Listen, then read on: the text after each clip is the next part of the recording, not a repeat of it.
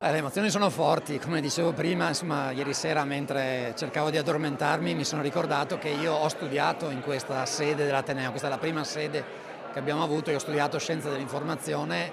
e quindi insomma, sono tornato a quegli anni e sicuramente sembra una frase fatta, ma non pensavo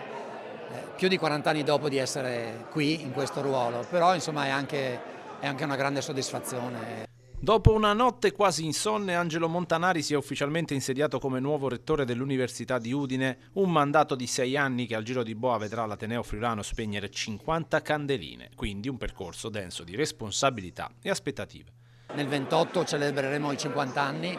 e credo che siamo veramente, insomma, siamo maturi, siamo arrivati all'età della maturità,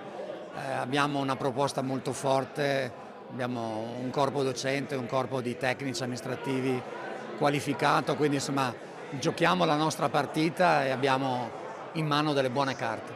Non è l'anno zero, sono state fatte tante cose, io stesso col professor Pinton, ma anche col professor De Toni sono stato coinvolto, ho vissuto il Covid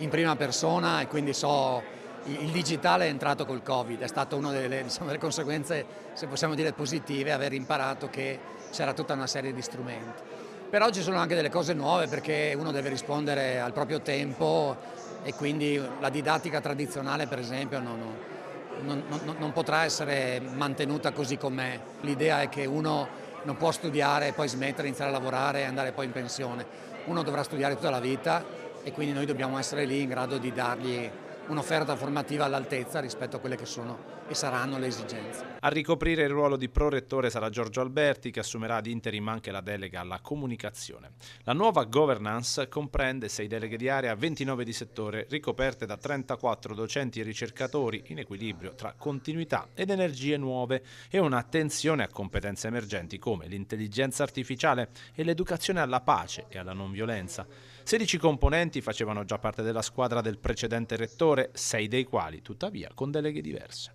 Quindi insomma, ho cercato di fare queste scelte, ho anche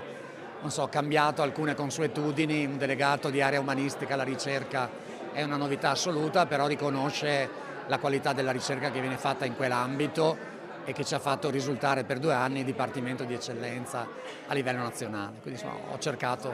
di fare.